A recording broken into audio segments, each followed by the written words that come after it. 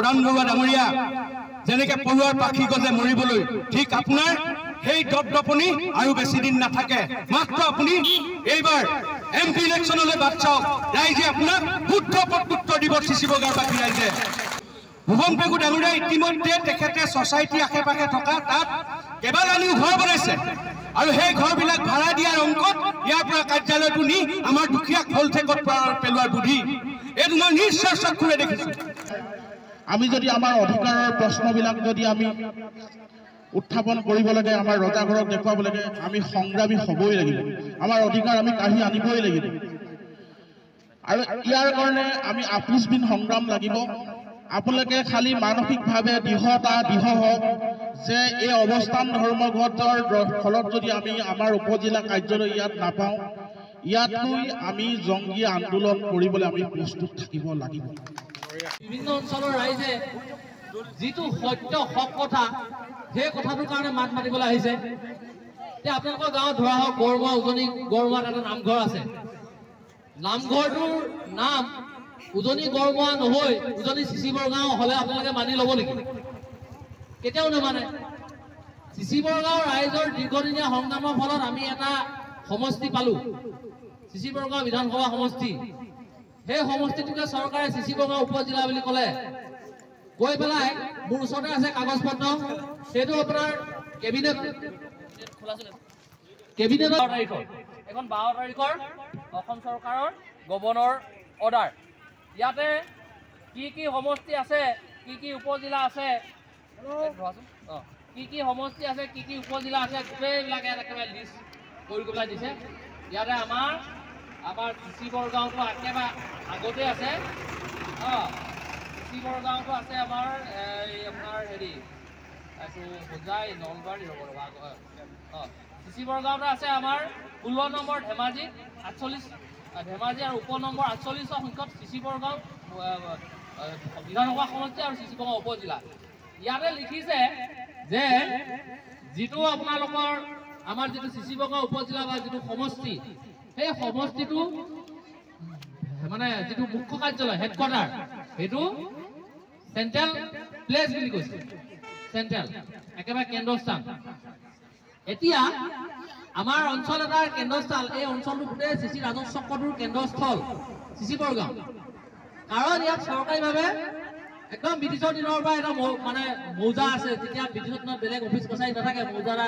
Tax collection কৰা আপোনাৰ যি অথৰিটি দিয়া আছে সেই মেইন হেৰি কাৰ্যালয় তাৰ পাছত ইয়াত এটা আপোনালোকে য'ত ধৰ্ণা দি আছে ইয়াৰ পিছফালে ব্ৰিটিছৰ দিনত আমাৰ এটা আৰক্ষী চকী আছিলে হিন্দুস্তানী চিপাহী ৰাখিছিলে তাত ব্ৰিটিছৰ দিনতে স্বাধীন হোৱাৰ পাছত আমাৰ ইয়াত প্ৰথম এটা চৰকাৰী কাৰ্যালয় গাঁও পঞ্চায়তটো আছে চৰকাৰী কাৰ্যালয় আমাৰ থানাটো আহিছিলে চিচি বৰগাঁও থানা ধেমাজি জিলাৰ ভিতৰত ছেকেণ্ড দ্বিতীয় ধেমাজিখন তাৰপৰা এইটো তাৰপিছত আমাৰ চাৰ্কুল অফিচ আহিলে ৰাজহ চক্ৰ বিষয়া কাৰ্যালয় তাৰপিছত ব্লক এনেকৈ কৰি গোটেই বৃহৎ চিচি বৰগাঁও অঞ্চলটোৰ মূল কেন্দ্ৰবিন্দু চিচি বৰগাঁও আকৌ এতিয়া যিটো সমষ্টি হ'ল সেই সমষ্টিৰ পৰা যি বৰলুঙৰ মানুহে চিচি বৰগাঁৱলৈ আহিয়ে আছে ধৰক বা আমাৰ মাছখোৱাৰ পৰা আমাৰ এটা যোগাযোগ আছে এইফালেদি গড়মুৰা হৈ যিটো ৰাস্তা আছে আমাৰ একেবাৰে ওচৰ হয় আৰু বৰদলনি মানুহ কৈছে যে চিলাপথাৰত বা অন্য জেগাত হোৱাতকৈ চিচি বৰগাঁৱলৈ আমাৰ যোগাযোগ যাতায়াত সুবিধা হয় মিতিৰ কুটুম্ব আছে আৰু পুৰণা এটা সম্পৰ্ক আছে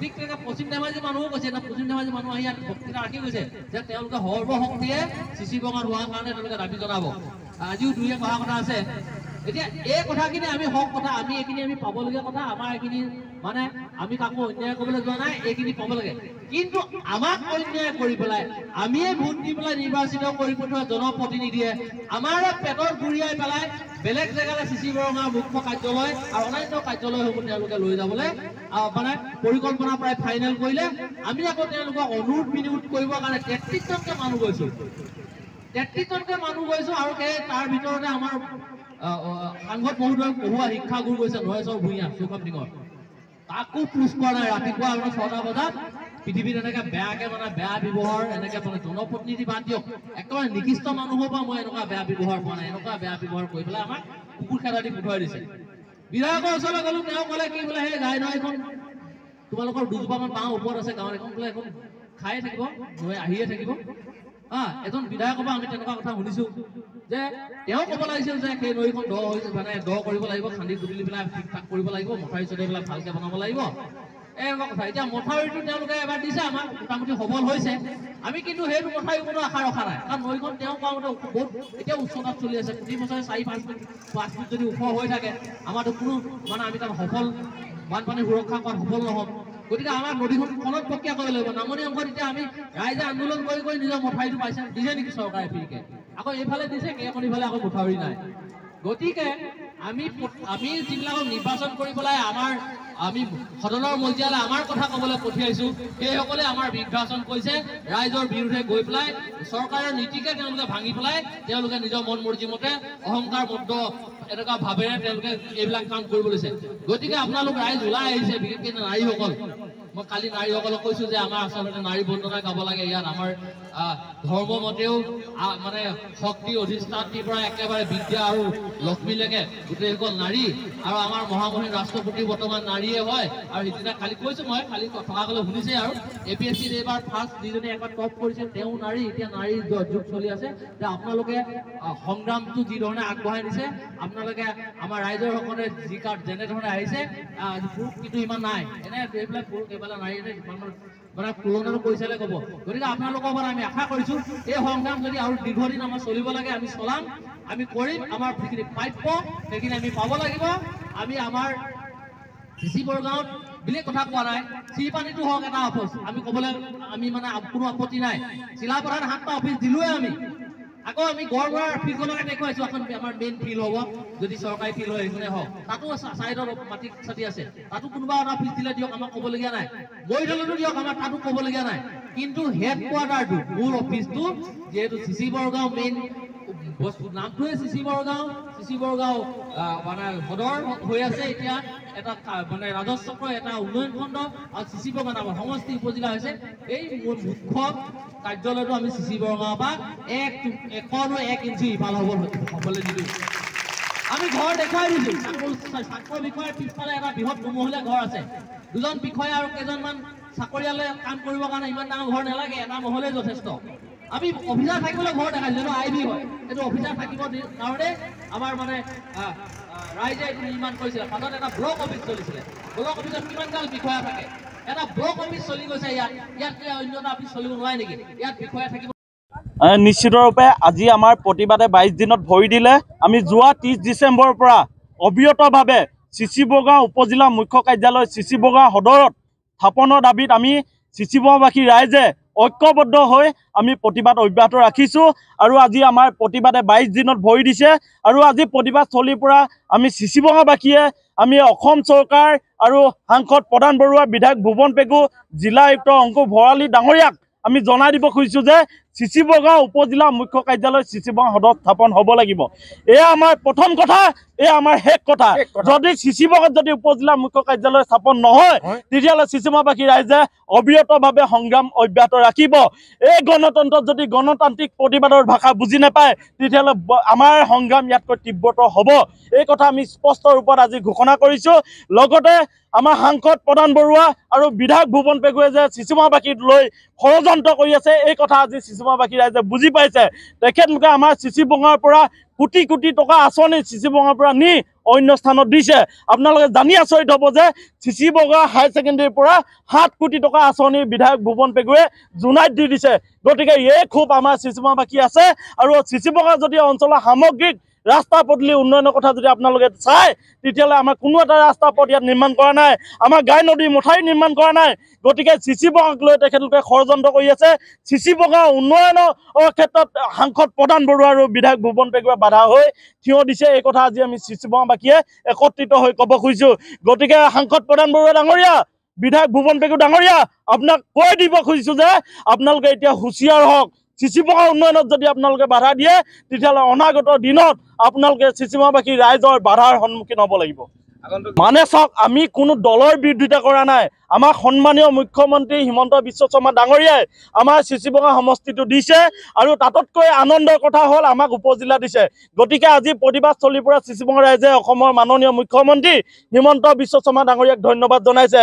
লগতে আমি ক'ব খুজিছোঁ যে চিচিবগাবাসী ৰাইজে চিচিবগাক লৈ ষড়যন্ত্ৰ কৰিছে কেৱল সাংসদ প্ৰধান বৰুৱা আৰু বিধায়ক ভুৱন পেগুৱে।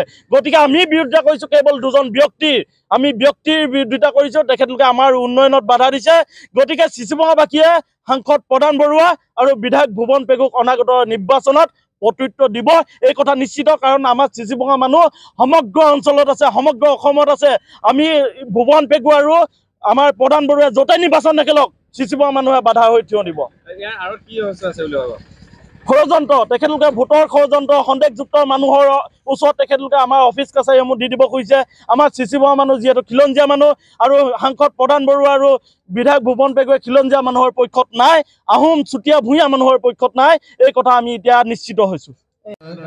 চিচিবগাতে মানে কি বনাব লাগে বুলি যি প্ৰতিবাদ চলিছে 22টা দিনত ভৰি দিলেহি আৰু যিসকলে খুব কষ্টৰ মাজেদি মূল্যৱান সময় দি নিজৰ ঠাইডোখৰৰ স্বাৰ্থত ইয়াত প্ৰতিবাদ কৰিছে, তেখেতলোকক হৃদয়ৰ নিভাজ কোণৰ পৰা শুভেচ্ছা জ্ঞাপন কৰিছোঁ। আৰু বিশেষকৈ দাবী সমিতি প্ৰত্যেক দিনেই আমাক দিহা পৰামৰ্শ দি দিয়া আমাৰ সন্মানীয় ছাৰ মৃদুভৱন চুতীয়া ডাঙৰীয়া, পুলেন চুতীয়া ডাঙৰীয়া আৰু ছাত্ৰ নেতা ৰুদ্ৰ ভূঞা, জিন্তু ভূঞা, তপন শইকীয়া, অনুপম চুতীয়াকে ধৰি যিসকল মহিলা উপস্থিত হৈছেহি তেখেতলোকক আকৌ পুনৰবাৰ শুভেচ্ছা জ্ঞাপন কৰিছোঁ। যিহেতু লাজ পাব লাগিছিল, বিশেষকৈ আজি 22টা দিন অতিক্ৰম কৰি আজি এই প্ৰতিবাদী কাৰ্যসূচীত ভৰি দিলেহি। প্ৰশাসনৰ এজনো উচ্চস্তৰীয় বিষয়ববীয়া ইয়াত ৰাইজৰ বুজ ল'বলৈ নাহিল। তেখেতলোকৰ কি হাত ভৰিবিলাক ৰাজনীতিয়ে কি বান্ধি ৰাখিছে নেকি? তেখেতলোকে SCS, APS এইবিলাক এনেই পাছ কৰিলে নেকি? তেখেতলোকে আনন্দ মিশ্ৰৰ নিচিনা সিদ্ধান্ত নলয় কেলে? ৰাইজৰ এই অন্তৰ আৰু মৰম তেখেতলোকে কিয় বুজি নাপালে? তেখেতলোকৰ 22টা দিনত অন্ততঃ দুখীয়া মানুহৰ, দৰিদ্ৰ জনগণৰ মানুহৰ সমস্যাৰ বুজ ল'বলৈ কি কাৰণেনো ৰাইজ সমবেত হৈছে প্ৰত্যেক দিনে? ইয়াত এবাৰ হ'লেও তেখেতলোকে উপস্থিত হ'বহি লাগিছিল। আজি দুখৰ বিষয়, আহিব লাগে তেখেতলোক আৰু আলোচনালৈ মাতিছে ৰাইজক। এইটো এটা কেনেকুৱা গণতন্ত্ৰ? অলপ দিনৰ আগত সাংবাদিক মাধুৰ্য শইকীয়াক অপদস্থ কৰা, তাৰোপৰি যিসকলে শপত গ্ৰহণ অনুষ্ঠানত অনাস্থা প্ৰস্তাৱ দিবলৈ গৈছিল সেইসকলক দিন দুপৰতে কিডনেপ কৰি শুদ্ধ গণতন্ত্ৰক হত্যা কৰিছে প্ৰধান বৰুৱা আৰু ভুৱন পেগু ডাঙৰীয়াই। ধিক্কাৰ দিছোঁ এই মঞ্চৰ পৰা। আৰু শেহতীয়াকৈ যোৱাকালি এটা বাৰ্তা পাইছোঁ, গিৰিণ চুতীয়া ডাঙৰীয়া মোৰ বন্ধু, তেখেতে আমাৰ এই কাৰ্যসূচীত অংশ লোৱাৰ কাৰণে তেখেতলোকৰ BPL কাৰ্ড বিতৰণত তেখেত হস্তক্ষেপ কৰি ভুৱন পেগু ডাঙৰীয়াই বৰ্তমান সমবায়ক চমজাই দিছে, কাৰণ তেখেতৰ ওঠত ৰাখিছে। ইয়াক মই ধিক্কাৰ দিছোঁ। ভুৱন পেগু ডাঙৰীয়া, আপুনি হুঁচিয়াৰ হওক, এইবাৰ ৰাজনৈতিক বৈতৰণি কেনেকৈ পাৰ হয় এই আপোনাক আজি মই সম্পূৰ্ণ সমবেত ৰাইজৰ আগত ইয়াৰ পৰাই ধিক্কাৰ দিছোঁ।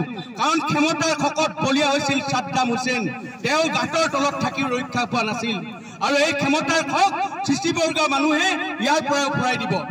আজি উপায়ুক্ত মহোদয়, আয়ুক্ত মহোদয়ৰ পিছলৈ এটাই বাৰ্তা প্ৰেৰণ কৰিছোঁ, যদি চিচিবগাত উপ কাৰ্যালয় নহয়, অসম জাতীয়তাবাদী যুৱ পৰিষদ, বিশেষকৈ মই প্ৰত্যেক চুকৰ মানুহ মই চিনি পাওঁ আৰু হৃদয়ত সোমোৱাই দিম যে ইয়াতকৈ প্ৰতিবাদ ভয়ংকৰ হ'ব আৰু সকলো ৰাজপথলৈ ওলাই আহিম বুলি এটা তালি মাৰক। মোৰ বক্তব্য সামৰণি মাৰিছোঁ। আপোনালোকে এইটো নাভাবিব তেখেতলোকে নিজৰ স্বাৰ্থৰ বিনিময়ত ইয়াৰ পৰা অফিচবিলাক নিবলৈ গৈছে। ভুৱন পেগু ডাঙৰীয়াই ইতিমধ্যে তেখেতে ছ'চাইটিৰ আশে পাশে থকা তাত কেইবালানিও ঘৰ বনাইছে আৰু সেই ঘৰবিলাক ভাড়া দিয়াৰ অংকত ইয়াৰ পৰা কাৰ্যালয়টো নি আমাৰ দুখীয়াক ফলঠেকত পেলোৱাৰ বুদ্ধি এইটো মই নিশ্চয় চকুৰে দেখিছোঁ। গতিকে ভুৱন পেগু ডাঙৰীয়া, ইয়ালৈ অহা সমবেত হোৱা ৰাইজ কোনো ৰাজনীতিৰ লগত জড়িত নহয়। ৰাজনীতি আপুনি কৰিছে, ৰাজনীতি আপুনি কৰিছে। TMPK পৰা আপুনি কংগ্ৰেছৰ লগত এলায়েন্স, কংগ্ৰেছৰ পৰা আপুনি আহি গণশক্তি দল খুলিলে, গণশক্তি দল খুলি আপুনি BJPত সোমালেহি। আপুনি ৰাজনীতি কৰিছে, আপোনাৰ চল চাতুৰি মানুহে চাই আছে। গতিকে আপোনাৰ এই ক্ষমতাৰ খক ইয়াৰ পৰা গুচি যাব। আৰু প্ৰধান বৰুৱা ডাঙৰীয়া, যেনেকৈ পৰুৱাৰ পাখি গজে মৰিবলৈ, ঠিক আপোনাৰ সেই দপদপনি আৰু বেছি দিন নাথাকে।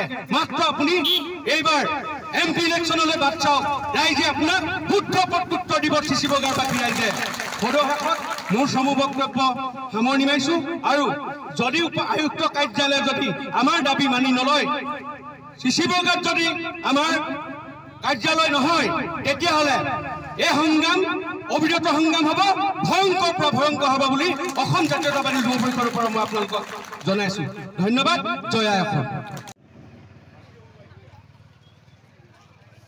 বৃহত্তৰ চিচি বগাৰ অঞ্চলৰ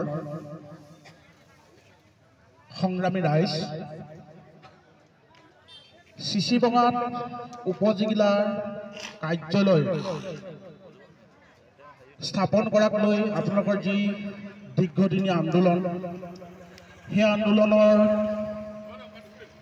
প্ৰতিজন সচেতন নাগৰিকক অংশগ্ৰহণ কৰা প্ৰতিজন সচেতন নাগৰিকক ধেমাজি জিলা কৃষক মুক্তি সংগ্ৰাম সমিতিৰ তৰফৰ পৰা আপোনালোকৰ সকললৈ ধন্যবাদ জ্ঞাপন কৰিছোঁ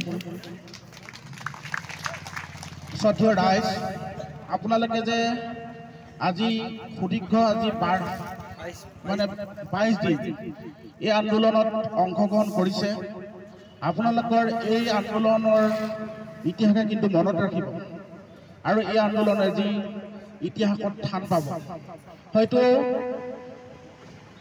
এই আমাৰ বৃহত্তৰ চিচি বগাৰ অঞ্চলৰ এই শতিকাৰ আটাইতকৈ দীঘলীয়া আন্দোলনটো হয়তো আপোনালোকে কৰিছে বুলি হয়তো ইতিহাসত নাম থাকিব সেইকাৰণে মই আকৌ পুনৰবাৰ আপোনালোকক ধন্যবাদ জ্ঞাপন কৰিছোঁ বিষয়খিনি খুব বহলাই কোৱাৰ প্ৰয়োজন নাই নিশ্চয় আপোনালোকে আজি 22 দিনৰ এই উপজিলা স্থাপন ইয়াৰ ঘটনা পৰিঘটনাবিলাক আপোনালোকক বিভিন্ন বক্তাই বিভিন্ন ধৰণে গোটেই সবিস্তাৰে আপোনালোকক ব্যাখ্যা কৰিছে আৰু মই ইয়াৰ আকৌ বহলাই কোৱাৰ প্ৰয়োজন নাই বুলি ভাবিছোঁ কিন্তু শ্ৰদ্ধেয় ৰাইজ আমি যদি আমাৰ অধিকাৰৰ প্ৰশ্নবিলাক যদি আমি উত্থাপন কৰিব লাগে আমাৰ ৰজাঘৰক দেখুৱাব লাগে আমি সংগ্ৰামী হ'বই লাগিব আমাৰ অধিকাৰ আমি কাঢ়ি আনিবই লাগিব আৰু ইয়াৰ কাৰণে আমি আপোচবিন সংগ্ৰাম লাগিব আপোনালোকে খালি মানসিকভাৱে দৃঢ় হওক যে এই অৱস্থান ধৰ্মঘটৰ ফলত যদি আমি আমাৰ উপজিলা কাৰ্যালয় ইয়াত নাপাওঁ ইয়াতকৈ আমি জংগী আন্দোলন কৰিবলৈ আমি প্ৰস্তুত থাকিব লাগিব কাৰণ আমি আমাৰ অধিকাৰৰ প্ৰশ্নৰ কথা কৈছোঁ কাৰণ 100% খিলঞ্জীয়া মানুহে দপদপাই থকাৰ এটা অঞ্চলত ধেমাজি জিলাৰ ভিতৰত এটা পুৰণি এটা অঞ্চল সেই অঞ্চলৰ প্ৰাপ্য অধিকাৰটো বিচাৰি যোৱাটো আমাৰ প্ৰতিজন সচেতন নাগৰিকৰ দায়িত্ব আৰু কৰ্তব্যৰ ভিতৰত পৰে বুলি মই ভাবোঁ বিশেষ নকওঁ আমি ধেমাজি জিলা কৃষক মুক্তি সংগ্ৰাম সমিতিয়ে যি পাৰোঁ আজিও আমি আমাৰ সংগঠনৰ আমি আমাৰ মন্তব্য দি এখন স্মাৰকপত্ৰ প্ৰদান কৰিম অসমৰ মুখ্যমন্ত্ৰীলৈ যে ইয়াত হ'ব লাগে বুলি আমি নৈতিক সমৰ্থন আগবঢ়াইছোঁ আপোনালোকক আগলৈ যিমান পাৰোঁ আপোনালোকৰ সহায় সহযোগিতা কৰিম বুলি কৈ মই সমূহ বক্তব্য প্ৰদান কৰি বক্তব্য সামৰণি মাৰিছোঁ আমার দাবি নিয়ে জবাবি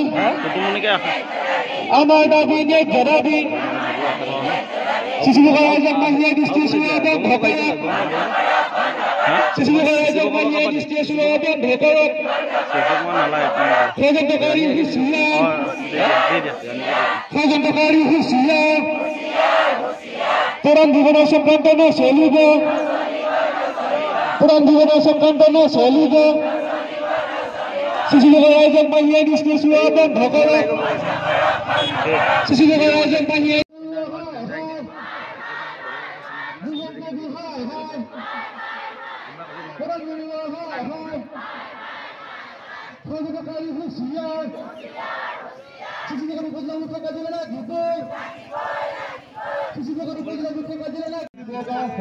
স্থাপনৰ দাবী আমি বৃহত্তৰ চিচি বগা সমষ্টি ৰাইজে আজি যোৱা 30 ডিচেম্বৰৰ পৰা একেৰাহে আমি চিচি বগা চক্ৰ বিষয়া কাৰ্যালয়ৰ সন্মুখত অৱস্থান ধৰ্মঘট কাৰ্যসূচী ৰূপায়ণ কৰি আছো আৰু আজি আমাৰ কাৰ্যসূচী 22 নম্বৰ দিনত ভৰি দিছে গতিকে আমি আজি 22 নম্বৰ দিনৰ কাৰ্যসূচী আমি আগবঢ়াব খুজিছো আমাৰ এতিয়াও গড়মৰাৰ পৰা আমাৰ মহিলাসকল আহি আছে ঘণ্টা সময় পিছতে তেখেতলোক পাবহি ফোন যোগে আমাক জনাইছে আৰু আমি 12টা বজাৰ পৰা 2টা বজালৈকে যিহেতু আমাৰ কাৰ্যসূচী ৰূপায়ণ কৰোঁ, গতিকে আজি কাৰ্যসূচী আমি আৰম্ভ কৰিব খুজিছোঁ। আৰু আজি আমাৰ প্ৰতিবাদত অংশগ্ৰহণ কৰা আমগুৰি, পুকিয়া, আমাৰ চিচি বৰগাঁও, চৌখামটিং সকলো অঞ্চলৰ হাটলা চুকু আছে, চুমনি আছে, ভেবেলি আছে, সকলো আই মাতৃসকলক আমি পোনপ্ৰথমে ধন্যবাদ জনাইছোঁ। আৰু আমি কিয় আন্দোলনটো কৰি আছোঁ এই কথাটো প্ৰথম আমি আলোচনা কৰি ল'ব খুজিছোঁ।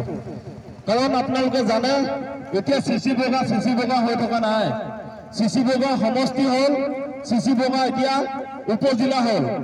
গতিকে আমি বৃহত্তৰ চিচি বগাবাসী ৰাইজে এতিয়া উন্নয়নৰ সপোন দেখিছোঁ। আমি ব্ৰিটিছৰ দিনৰ পৰাই চিচি বগাত বসবাস কৰি আছোঁ, কিন্তু আপোনালোকে চাওক আমাৰ চিচি বগা মানুহখিনি কিন্তু উন্নয়ন হোৱা নাই। আপোনালোকে সাধাৰণভাৱে যদি ভাবে আমাৰ চিচি বগাৰ পৰা যদি আমগুৰিলৈ যোৱা ৰাস্তাটো চাই, ৰাস্তাটোৰ অৱস্থা আপোনালোকে নিজে দেখিছে, খলা বোমা। দ্বিতীয়তে আপোনালোকে যদি আমাৰ চিচি বগা চাৰিআলিৰ পৰা যদি চৌখামটিঙলৈ যায়, এইপিনে চুমনিলৈ যদি যায়, ৰাস্তাবোৰ ভগা চিগা। চৌখামটিঙৰ পৰা যদি সোমাই মেচু হৈ যদি চিলাপথাৰলৈ যায়, ৰাস্তাবোৰ ভগা চিগা। বা যিসমূহ আমাৰ পুকিয়া অঞ্চল আছে আপোনালোকে দেখিছে, আজি ৰাস্তাটো হ'লেও আমাৰ পুকিয়া মেডিকেলখন, আপোনালোকে জানে যে আমাৰ পুকিয়া মেডিকেলখনে আমাৰ চিলাপথাৰ মেডিকেলখনতকৈ আগৰ, আৰু চিলাপথাৰ মেডিকেলখন আমাৰ পুকিয়া মেডিকেলৰ আণ্ডাৰত আছে, আমাৰখন ব্লক PHC। কিন্তু আমাৰ পুকিয়া মেডিকেলত যি আমাৰ বৃহৎ পুঁজি আহিছিলে ইয়াত বিল্ডিং বনাবৰ কাৰণে, সেই পুঁজি নি আজি চিলাপথাৰত বনাইছেগৈ। আমাৰ কেইজনমান মানুহ আছে আমাৰ জনপ্ৰতিনিধি, তেখেতলোকে আমাৰ উন্নয়নটো কেতিয়াও বিচৰা নাই। আপোনালোকে যদি গোটেই বৃহত্তৰ চিচি বগা অঞ্চলটো চাই, চিচি বগা মানে মই গোটেই অকলে চিচি বগাডোখৰ কথা কোৱা নাই, আপোনালোকে যদি চিচি বগা অঞ্চলটো চাই তেতিয়াহ'লে দেখিব যে আমাৰ সন্মানীয় সাংসদ প্ৰদান বৰুৱা ডাঙৰীয়াই আৰু সন্মানীয় বিধায়ক ভুৱন পেগু ডাঙৰীয়াই কোনো কোটিটকীয়া আঁচনি আমাৰ চিচি বগাত দিয়া নাই। আপোনালোকৰ অঞ্চলত দিছে নেকি? কোটি টকা কিবা আঁচনি, ভাল আঁচনি দিছে নেকি? গতিকে আমি প্ৰতিবাদ কৰি আছোঁ। আপোনালোকে আজি চাওক, আমাৰ ইয়াত যদি উপজিলা মুখ্য কাৰ্যালয়টো যদি চিচি বগাতে হয়, আমি দাতাসকলক ক'ব খুজিছোঁ 2টা বজাত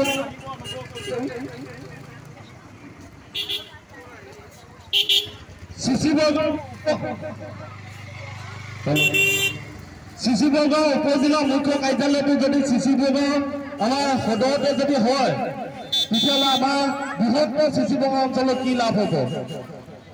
বিশেষকৈ আমাৰ চিচি বগা অঞ্চলৰ ৰাস্তা পথ উন্নয়ন হ'ব, চিচি বগা মানুহৰ মাটি ভেলু বাঢ়িব, আমাৰ চাকৰি বাকৰিৰ ক্ষেত্ৰত যদি অসুবিধা হয়, কিন্তু আমি ব্যৱসায় বাণিজ্য আমাৰ বাঢ়িব, সামগ্ৰিকভাৱে আমাৰ চিচি বগা মানুহখিনি উন্নয়ন হ'ব। গতিকে আমি চিচি বগাবাসী ৰাইজ একত্ৰিত হৈ, কোনো দল মত নাই, আমি সকলো দল সংগঠন হৈ চিচি বগা সন্তান হিচাপে আমি চিচি বগা সদৰতে আমাৰ উপজিলা চিচি বগা সমষ্টি মুখ্য কাৰ্যালয়টো হ'ব লাগে বুলি আমি ইয়াত আন্দোলন কৰি আছোঁ। আৰু চৰকাৰে, অসম চৰকাৰৰ সন্মানীয় মুখ্যমন্ত্ৰী হিমন্ত বিশ্ব শৰ্মা ডাঙৰীয়াই আমাৰ চিচি বগাত এটা সমষ্টি দিলে, আৰু শেহতীয়াকৈ তেখেতে এটা আমাক উপজিলা দিছে। গতিকে আজি প্ৰতিবাদ চলিৰ পৰাই আমি চিচি বগাবাসী ৰাইজ হৈ পুনৰ অসমৰ মুখ্যমন্ত্ৰী ডাঙৰীয়াক আমি ধন্যবাদ জনাইছোঁ। আমি সকলোৱে মুখ্যমন্ত্ৰী ডাঙৰীয়াক ধন্যবাদ জনাইছোঁ। কিন্তু দুজন ব্যক্তি আছে, আমাৰ সন্মানীয় সাংসদ প্ৰদান বৰুৱা আৰু বিধায়ক ভুৱন পেগু, তেখেতলোকে আমাৰ চিচি বগাক লৈ দীৰ্ঘদিন ষড়যন্ত্ৰ কৰি আছে। আজি আমগুৰি মানুহখিনিয়ে গম পাব যে স্বাধীনতা ৭৫ বছৰ হৈ যোৱাৰ পিছতো বাৰিষা আহিলে ৩০-৩৫খন গাঁও আমগুৰি বৰমা মিলি তাত বানৰ কবলত থাকে, বানপানী হয়। কিন্তু যেতিয়া বানপানী হয়, বিধায়ক বা সাংসদ তাত বানপানী চাব নাহে, মানুহখিনি দুৰ্দশা চাব নাহে, আহে নেকি? গতিকে আমি এই কথাবোৰ ক'ব লাগিব। আমাৰ খুব আছে আমাৰ অঞ্চলটো উন্নয়ন নোহোৱাটো। আজি বেলেগ বেলেগ অঞ্চল উন্নয়ন হৈছে, কিন্তু আমাৰ অঞ্চলটো উন্নয়ন হোৱা নাই, আমাৰ ৰাস্তা পদূলি নাই। গতিকে এই কথাবোৰ আমি ক'ব লাগিব। আৰু আমাৰ উন্নয়নৰ স্বাৰ্থত যিহেতু চিচি বৰগাঁও সমষ্টি হৈছে, নাম চিচি বৰগাঁও, আমাৰ সমষ্টিটোৰ নাম চিচি বৰগাঁও, উপজিলাৰ নামটো চিচি বৰগাঁও। গতিকে অফিচবোৰ কিয় চিচি বৰগাঁও নহয়? চিচি বগাৰ পৰা কিয় চিলাপথাৰলৈ নিব লৈছে? চিলাপথাৰত অফিচ কাছাৰী আছেই, চিলাপথাৰ এনেও উন্নত ঠাই, বাণিজ্যিক ঠাই, কিন্তু আমাৰ ঠাইবোৰ উন্নত হোৱা নাই। গতিকে আমি কৈ আছো যে আমাৰ চিচি বৰগাঁও, বৰমৰা, আমগুৰি, পুকিয়া বা আমাৰ ওচৰে পাজৰে আমাৰ অফিচবোৰ হওক, য'ত আমি 100% আমি খিলঞ্জীয়া মানুহখিনি বসবাস কৰোঁ। আমাৰ খিলঞ্জীয়া মানুহ য'ত বসবাস কৰিছে তাত হ'ব লাগে, কিন্তু চিলাপথাৰত অফিচবোৰ নিয়া একমাত্ৰ স্বাৰ্থ তেখেতলোকে য'ত বঙালী বিহাৰী মানুহখিনিয়ে তাত বসবাস কৰে। যিখিনি মানুহৰ NRCত নামেই নাই তেনেকুৱা মানুহৰ ঠাইত অফিচবোৰ নিব খুজিছে। গতিকে আজি আমি 22 দিন ধৰি আজি প্ৰতিবাদ কৰি আছো। আজি 22 নম্বৰ দিনত আমাৰ প্ৰতিবাদে ভৰি দিছে আৰু আজি আমাৰ প্ৰতিবাদটো আমি চলাই দিবৰ কাৰণে আমাৰ সন্মানীয় আমাৰ চিচি বগা কাৰ্যালয় দাবী সমিতি সাধাৰণ সম্পাদক আছে। আমি সাধাৰণ সম্পাদক ফুলেন চুতীয়া তেখেতক আমি কাৰ্যসূচী চলাই দিবৰ কাৰণে অনুৰোধ জনাইছো।